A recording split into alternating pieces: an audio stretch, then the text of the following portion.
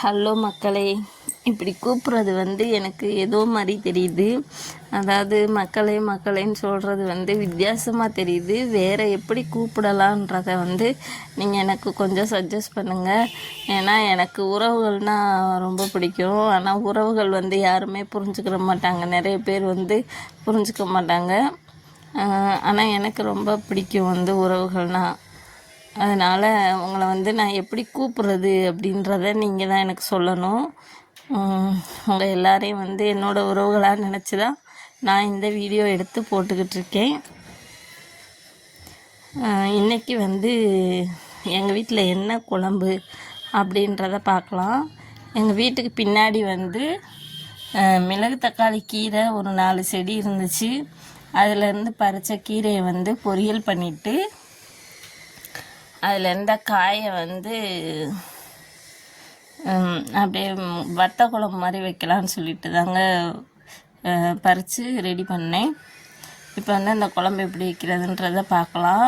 வடை சட்டியில் எண்ணெயை ஊற்றிட்டு கொஞ்சம் கடுகு வெந்தயம் போட்டு பொரிஞ்சதுக்கப்புறம் நம்ம குட்டி குட்டியாக சின்ன வெங்காயத்தை கட் பண்ணி வச்சுக்கோங்க. அதையும் போட்டு சேர்த்து வதக்கிடுங்க. வதக்கிட்டு கருவேப்பிலை போட்டுருங்க.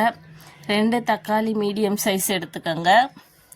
அதையும் சேர்த்து இதோடு வதக்கி விட்டுட்டு அப்புறம் நம்ம அதை பறித்து வச்சுருந்தோம்ல அந்த மிளகு தக்காளி பழம் காய் அது 2ஐயும் சேர்த்து அப்படியே இதோடு சேர்த்து வதக்கி விட்டுருங்க. கொஞ்சம் வெள்ளைப்பூடும் சேர்த்துக்கோங்க வெங்காயத்தோட.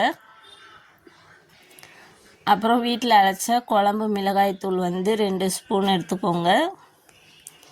அதை அப்படியே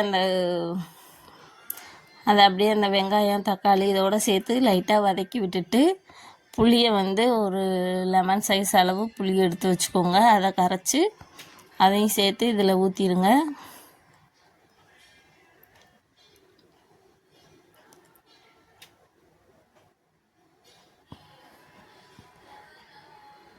ஊற்றிட்டு கொஞ்சம் உப்பு சேர்த்து கலந்து குடிச்சு பாருங்கள். உப்பு எப்படி இருக்குது புளிப்பு எப்படி இருக்குன்றத.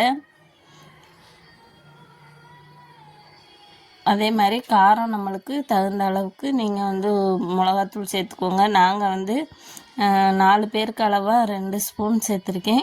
உங்கள் வீட்டில் எத்தனை பேர் இருக்காங்களோ அதுக்கு தகுந்த மாதிரி நீங்கள் மிளகாத்தூள் சேர்த்துக்கோங்க.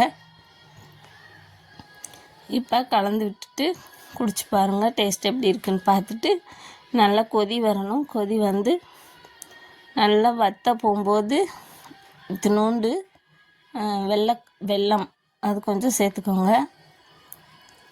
சேர்த்துட்டு கலந்து விட்டு குடிச்சு பாருங்கள். நல்லா டேஸ்ட்டாக இருக்கும்.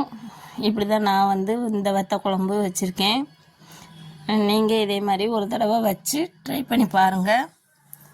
பிடிச்சிருந்தா ஒரு லைக் பண்ணுங்கள், சப்ஸ்கிரைப் பண்ணுங்கள். அதே மாதிரி நான் ஃபஸ்ட்டு கேட்ட மாதிரி நான் உங்களை எப்படி கூப்பிடணுன்றதை நீங்கள் எனக்கு கொஞ்சம் கமெண்ட்டில் சஜஸ்ட் பண்ணுங்கள். தேங்க்யூ.